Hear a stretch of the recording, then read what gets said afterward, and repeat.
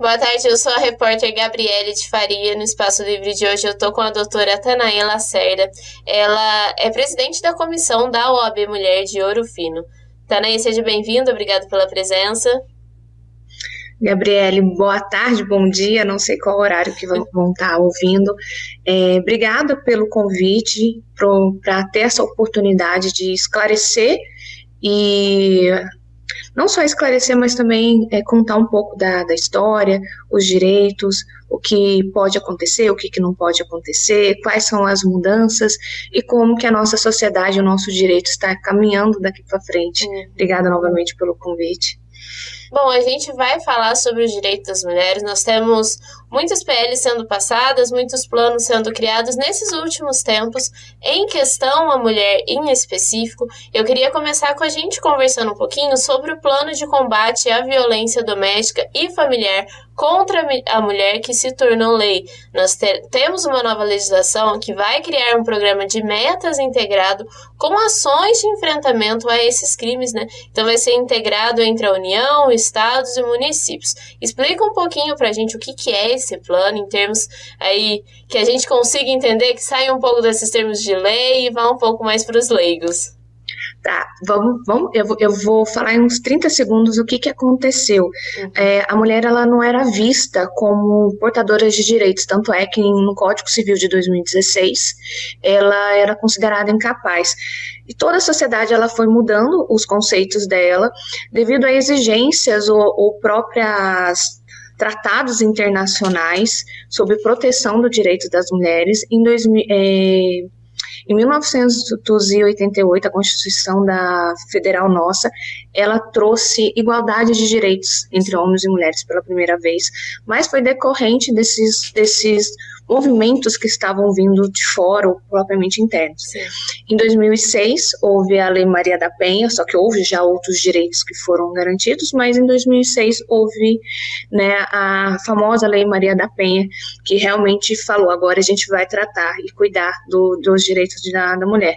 A Lei Maria da Penha, houve várias mudanças de acordo com a evolução da mulher, houve várias alterações dos textos, e agora a gente está na questão da PL, que é um programa mais efetivo de proteção, né? Ela já foi aprovada pelo plenário do Senado, e agora volta para a Câmara, né, para ver como que vai se sair. Esse projeto da PL, da 501/2019, é um plano que está para ser feito em 10 anos, só que a cada 2 anos será revisado. Vai ser feito ali um feedback de como que ele está, e vai trazer medidas, né, mais efetivas, é um plano mais de ação. A Lei Maria da Penha, ela tem bastante coisas que efetivamente protegem as mulheres, mas esse plano, ele visa também não só proteger, mas ele dá uma parte de reeducar também, ele visa também a reeducação do próprio agressor. Sim. Dentre os principais planos, né, metas nessa PL, por exemplo, colocar dispositivo eletrônico no agressor, deixar, por exemplo, um dispositivo móvel para a mulher, caso ela precise, expansão da delegacia das mulheres. Eu não sei se, por exemplo, se Ouro Fino, em Confidentes tem a delegacia de mulher, eu sei que Pouso Alegre tem, mas essa meta de expansão da delegacia das mulheres, não que os homens não sejam preparados para lidar, mas às vezes a mulher, ela se sente mais acolhida. Sim. Por outras mulheres, elas se sentem mais abertas. Por exemplo, se você for olhar uma mulher, tem muitas mulheres que, por exemplo, têm preconceitos de irem num ginecologista homem. Você imagina uma mulher que acabou de sair de uma violência doméstica, que provavelmente é por homem, e não que não possa acontecer o contrário, tá? Mas ela se sentiria mais à vontade se tivesse uma delegacia especializada nesse tratamento. E as delegacias especializadas, elas não dão só o suporte jurídico, elas também vão direcionar o suporte psicológico. E tem outras medidas nessa PL. Uma das que eu achei muito interessante é a reeducação e acompanhamento psicossocial do agressor, Porque o que, que acontece? Não adianta você falar o agressor tem que ficar com tantos metros, ou vamos colocar uma tornozeleira eletrônica nele, ele não pode chegar perto. Você precisa fazer um trabalho efetivo para a proteção dela, Sim. mas para a proteção dele não fazer mais também, Sim. né? Porque às vezes ele não faz com ela, mas ele vai lá e faz com outra. Então a reeducação dele como ser humano, para ele entender realmente o que está acontecendo e para que ele não faça não só com a Maria, mas também não faça com a Luísa, por exemplo, né? Então, essa parte eu achei muito interessante. A ampliação dos horários de atendimento da mulher em situação de violência. Eu achei de extrema importância nessa PL 501, né? E ela traz vários temas, né? Um outro tema muito interessante que eu estava analisando é com relação que vai colocar como disciplina nessa parte nos cursos da instituição policial. Então, os próprios policiais, eles já vão estarem mais adaptados, então mais instruídos como que eles vão lidar com uma mulher com violência, não Sim. só aqueles que estariam dentro de uma delegacia das mulheres ou aqueles que estariam especialista naquilo. Então, seria mais um curso, estaria inserido dentro do curso da instituição policial, para que eles soubessem também como lidar nesses casos. Esse tema ele toca numa ferida que é muito visível e que é muito comentada, que é a questão que a mulher que ela sofre essa violência, ela vai atrás, ela entra com uma medida protetiva, mas essa medida protetiva é só um papel, né? Não tem ali o trabalho com a mulher que sofreu trauma, não tem trabalho com o homem ou a pessoa que causou essa violência, e os policiais também, a legislação, ela fica meio que esperando que aconteça alguma coisa, esperando que venha outro problema para ser resolvido, né? Fica essa medida protetiva, mas ela não traz nenhuma consequência com ela. E a gente olha numa sociedade que a gente tem muito dogmas, a gente tem muitos estereótipos também. Sim. Como eu faço parte de grupos de WhatsApp ligados a advogadas, então, assim, não é raro você ver uma advogada que tem mestrado, tem doutorado, muito bem sucedida, e levam violência doméstica. Uhum. Só que elas têm tanto estereótipo, elas têm tanto medo de serem julgadas, porque não estou dizendo que é uma regra, mas não há esse tratamento de preparação de modo tão efetivo igual essa PL 501 está dando, que ela consiga ir numa delegacia, ela se sentir confortável de falar, olha, está acontecendo isso. Porque muitas delas falam, eu vou chegar na delegacia e as pessoas vão olhar para mim e falar assim, como uma pessoa tão instruída deixou isso acontecer. Elas se sentem, às vezes, até culpadas, né, elas estão recebendo uma violência doméstica e elas se sentem culpadas por elas estarem recebendo violência doméstica. É como se isso fosse, ela fosse a causadora da própria violência doméstica.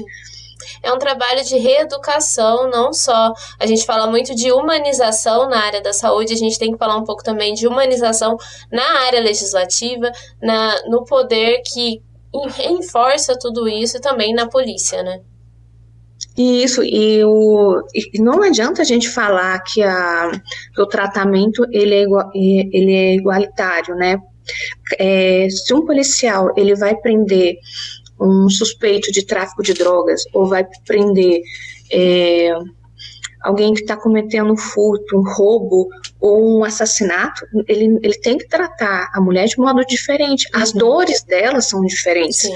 A maneira de lidar com ela é diferente, porque cada caso é um caso e não tem como, porque quando ele está lidando ali com furto, com roubo, uma tentativa de homicídio, a abordagem dele é diferente. Ele tem que ser mais, entre aspas, ostensivo naquilo ali.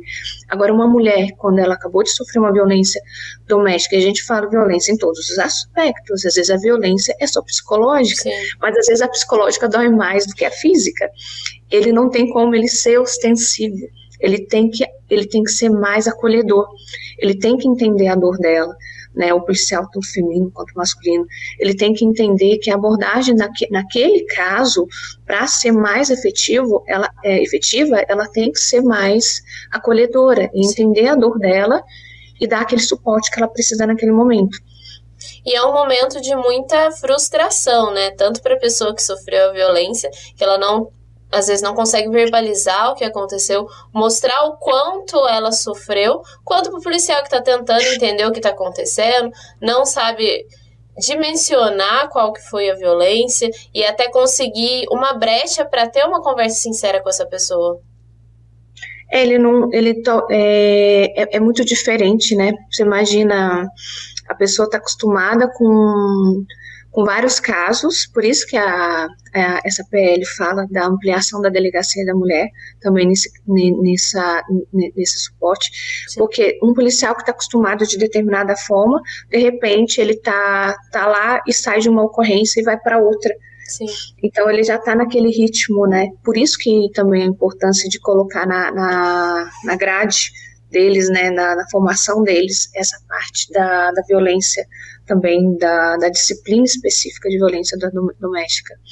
Uma outra lei, uma outra PL que foi sancionada, é a do sigilo, que você que trouxe esse assunto pra gente, na verdade. Explica pra gente o que é essa quebra do sigilo, que nome que vai aparecer, que nome que não vai, nos processos. A Lei Maria da Penha, ela está sofrendo várias alterações e isso é muito benéfico para a mulher. Uma das alterações que eu achei interessante, que eu estava lendo ali a lei inteira, é com relação à prioridade do atendimento dela do SUS, entre outras, né? E recentemente, agora em maio, a gente fala em recente porque está desde 2006, você imagina uma alteração que teve ali em menos de 30 dias. O Lula sancionou a questão do sigilo. Não que não tinha o sigilo, já existia o sigilo, só que agora o sigilo, quando em processos, ele permanece no da mulher, mas o agressor não tem mais o sigilo, o agressor ele fica lá, assim, por exemplo, a gente fala assim, o processo é sigiloso, digita no Google, você vê o nome da pessoa, você acha rapidinho. Eu falo assim, que se alguém não me conhecer e digitar no Google que seu advogado aparece, vai aparecer um monte de nome lá, falando, nossa, Yasney tem tantos processos, mas você imagina uma pessoa que não é advogado, aí você digita o nome da pessoa, você acha o número do processo e você consegue ter acesso aos documentos ou às movimentações. Então, o agressor agora, ele não vai ter mais sigilo, ele vai estar no artigo 17 e parágrafo único da Lei Maria da Penha, ele não terá mais sigilo. Agora, continua o sigilo com a mulher. Essa segurança, ela se expande para as mulheres que podem futuramente conhecer esse agressor, até mesmo ter um relacionamento com ele. Eu acredito também que vai inibir ele, de uma certa forma, porque ele sabe que se ele fizer alguma coisa, ele vai estar marcado ali como um agressor, né? Vai ser fácil localizá-lo. Então, a pessoa que tiver um pouco de discernimento, conseguir respirar antes de fazer qualquer coisa, vai pensar 2 vezes antes de praticar qualquer ato. Quando a gente fala sobre inibir, sobre não ter esse sigilo, a gente pensa muito em pessoas que agridem, que praticam violência contra crianças, né? Que nós temos locais que tem até mapas de agressores, de pessoas que praticam violência contra crianças. Isso também pode chegar a acontecer com pessoas que praticam violência contra mulheres. Pode acontecer com pessoas que praticam violência contra mulheres, mas se você for olhar bem, a violência ela está instalada no homem, né? Dificilmente o homem que pratica uma violência contra a mulher não vai praticar, não é uma regra, mas não vai praticar uma violência também contra a criança, né? E se expande também, como a gente sabe que a Lei Maria da Penha não é só para mulheres, casos que acontecem com homens também eles vão ser protegidos, o nome da agressora também vai ser revelado. A gente fala muito em mulher porque culturalmente a mulher ela tem menos direitos e ela é colocada pela lei em posição inferior ao homem. Então, quando a gente fala em igualdade de tratamentos, às vezes a gente tem que desigualar uma determinada classe para a gente causar igualdade. Então, a Lei Maria da Penha, entre aspas, ela dá uma desigualada na situação entre homens e mulheres, para poder igualar um pouco a situação que a mulher ela é vista como um ser, entre aspas, inferior. Mas isso porque a gente coloca como regra, em regra, normalmente quem sofre mais violência são as mulheres. Sim. Mas não significa que isso não vá acontecer com o homem, por isso que ela expande também para o homem.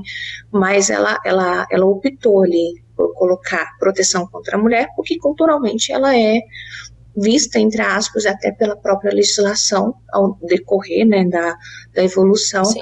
como desigual, né? Então, uma medida para igualar é protegendo ela um pouco mais. Vai chegar num ponto que talvez não há necessidade, talvez chegue num ponto que a cultura mude tanto que não há necessidade de desigualar tanto, ou equipar os dois, né? Mas, por enquanto, a lei opta por desigualar para trazer a igualdade entre os dois. Essas leis, elas ficam agora nesse momento que é a realidade que a gente está vivendo, né? Isso, a lei ela tem que acompanhar o momento da evolução da humanidade, ela acompanha a evolução, ela acompanha toda a nossa cultura e ela vem a fazer isso. Então você vê que a cultura nossa de 100 anos atrás era diferente, a de 50 anos atrás é diferente, por isso que a gente tá trocando tanto de lei, porque a gente vai evoluindo mais, a gente vai crescendo, a gente vai fazendo testes, a gente vai vendo a gente vai tendo mais conhecimento. Eu acho que o conhecimento, tendo fonte de dados, a gente consegue ver onde que precisa ser protegido, onde que não precisa ser tão protegido assim, e o que está acontecendo. Bom, uma outra PL, um outro projeto que está correndo sobre a questão da violência contra a mulher, sobre a questão de direitos da mulher, é o projeto de lei 1904 de 2024. As pessoas chamam de PL do aborto, PL do estupro, até PL da gravidez infantil. Tem muitos termos, muitos nomes, gera muita discussão, gera muita briga, tanto ali dentro do legislativo quanto com as pessoas, entre famílias. E essa lei é a lei que para o aborto legal em gestações acima de 22 semanas ao crime de homicídio simples. Antes da gente falar um pouquinho dessa PL, explica pra gente o que é, o que a pessoa ela vai receber ali quando ela é acusada de crime de homicídio simples. O desafio desse homicídio simples é que, sendo aprovado essa PL, a pessoa que fez o aborto depois de um estupro, depois de 22, só para vocês terem uma ideia, sem juridiquês, depois de 22 semanas ela fez o aborto, e depois de um estupro, ela pode ficar mais tempo presa do que o próprio estuprador. Ou se ela opta por não fazer o aborto ali, o estuprador não vai ter tanto tempo, o estuprador vai ficar menos tempo do que se ela tivesse feito. Então, por isso que eles falam que é aberração. Mas a aberração, muitas das pessoas falam assim, mas é o direito à vida, é o direito, o aborto é crime. Olha, você pode ter a crença que você quiser, né? Mas a minha crença é não julgar o outro. E se você pegar a estatística maior, quem sofre mais estupro são crianças. Sim. E crianças, elas não têm muito discernimento do que está acontecendo. E elas são estupradas normalmente por pai, padrasto, amigo da família, irmãos. Então, quando elas acontece esse tipo de coisa, elas ficam quietas. Elas não falam. Para você perceber que houve algo, já está muito mais do que a gestação de 22 semanas. Agora, você imagina você colocar uma criança para responder mais do que o próprio estuprador. Quer dizer que dificilmente ela vai falar que houve estupro antes das 22 semanas. A barriga dela já vai estar crescendo, se ela está dentro da casa dela. Sabe, o agressor é o pai dela, é o padrasto dela. Então, é isso que está gerando esse número todo, né?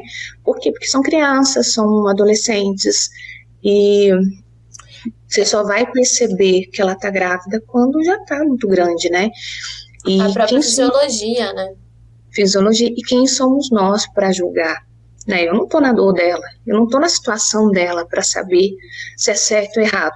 Você vai pegar uma pessoa depois dos 18 anos, optar por fazer o aborto depois de 22 semanas, eu acredito que ela tem um pouco mais de discernimento, né? Hoje, a lei não dá esse prazo de 22 semanas e ela não criminaliza o aborto decorrente ao estupro.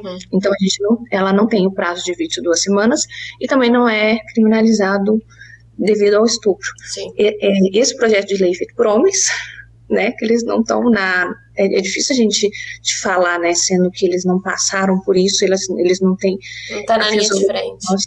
Exatamente, ele não tem a nossa fisiologia, né? É um projeto feito por homens e vai passar a criminalizar o aborto depois de estupro.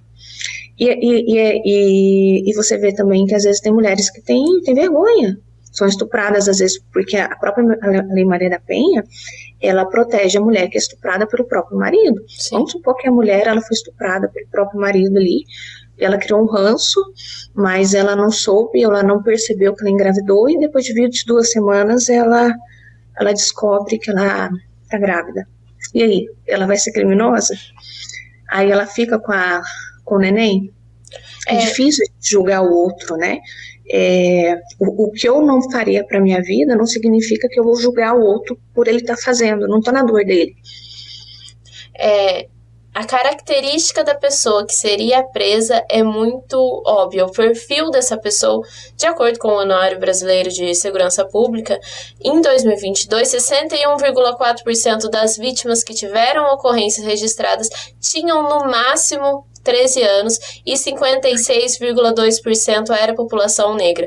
Ou seja, se essa PL ela passar, meninas com menos de 13 anos negras é que serão presas. A realidade é essa. E que dor, porque elas não têm discernimento, não tem como a gente falar que ela tem o mesmo discernimento que o nosso. A idade que a gente está, com o conhecimento que a gente está, com as histórias que a gente teve, e quantas delas vão ter vergonha de falar o que aconteceu.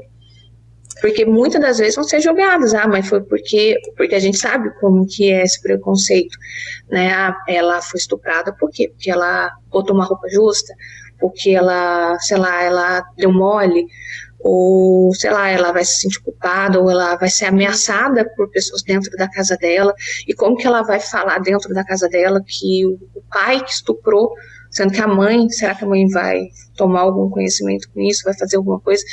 É muito complicado. A maioria são adolescentes, são crianças, pré-adolescentes. É uma PL que para mim é uma aberração jurídica, independente de crença. Não estou dizendo que eu sou a favor ou não do aborto. Eu estou dizendo que cada um sabe o que é melhor para si, né? E cada caso é um caso. Você criminalizar alguém que não tem discernimento concluído, completo, falar que ela não pode dispor do próprio corpo dela depois de um trauma tão grande, essa menina vai ter um trauma pro resto da vida. Sabe, dificilmente ela vai conseguir superar. Aquela cicatriz ali vai ficar, pode ser que um dia não doa mais, mas vai ficar pro resto da vida dela, não tem como, né? E você ainda tem que fazer ela ficar 9 meses numa gestação, lembrando todo dia o que aconteceu com ela, fora a vergonha, fora um monte de coisa, né? Então, para mim, essa PL é uma aberração.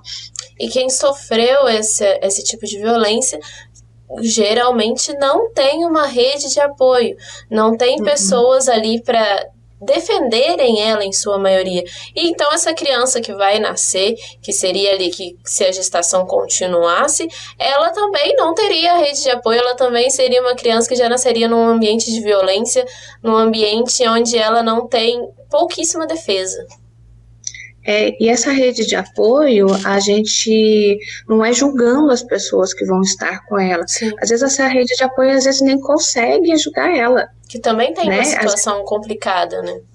Exato, às vezes elas não têm nem condição tanto financeira para lidar com mais uma criança, mas às vezes condições, às vezes psicológicas, de uma estrutura, de uma inteligência emocional, de um desenvolvimento emocional para lidar com aquela situação. O padrasto estuprou, vai ficar em casa, não, às vezes o padrasto é o provedor da casa, o pai é o provedor da casa, o irmão, como que vai expulsar o irmão? Falta, às vezes não é que ela, além de não ter essa rede de apoio, às vezes a rede de apoio não tem essa estrutura. Essa PL, na sua opinião, ela pode inibir a denúncia do estupro?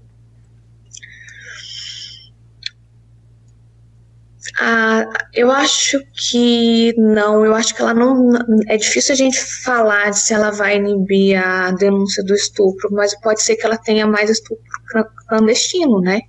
Pode ser que façam o aborto clandestino, pode ser que sim, porque se depois das 22 semanas você vai ser considerado um homicídio simples, então pode ser que tenha mais o clandestino. E eu acredito que, ou inibir não, eu acredito que não. A questão do aborto clandestino é uma realidade que a gente viu em El Salvador, que passou uma lei parecida, né? Que aumentou os abortos clandestinos e a própria morte de mulheres em questão a isso, que acaba não sendo seguro de forma alguma. Acaba fora quando a mulher não morre, fora as consequências que ficam, né? Às vezes ela não morre, mas pode ser que o feto continue, né, se desenvolvendo, né, a gestação continue e aconteça outras intercorrências também ali. Eu não sei se inibe a questão da denúncia do estupro, mas eu acredito que se ela passar, vai aumentar em muito os abortos clandestinos, o que geraria, por exemplo, também um aumento no custo, né, da saúde, né, da saúde pública.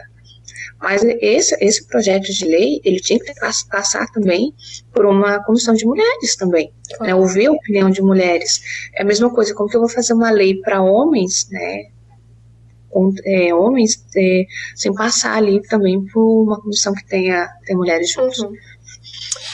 Doutora, o nosso tempo está chegando no finalzinho. Eu queria que você fizesse aí, então, olhando para todas essas leis, no setor jurídico, no setor legislativo, qual que é a sua opinião quanto a como a gente está em questão de direitos, em questão de leis para as mulheres?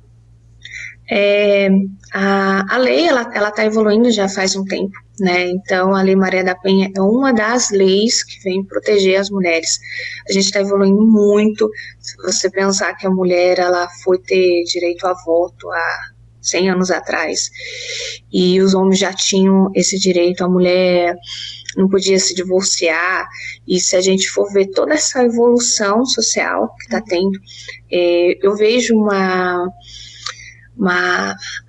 atividade muito forte na parte, principalmente do Brasil, não só do Brasil, mas também mundial, com relação a essas questões. Vejo muitas mudanças legislativas, principalmente depois de 1988, com a Constituição Federal, igualando os direitos. E o que eu espero, né, daqui a um tempo, é que a gente não tenha tantas leis que protejam tantas mulheres, porque não vai ser necessário. Se existem tantas leis que protegem as mulheres, porque ainda a gente precisa de proteção, porque existe essa desigualdade de tratamento, igualdade cultural, igualdade de procedimentos. Então, aquilo que eu mencionei na entrevista, a gente protege demais para poder igualar.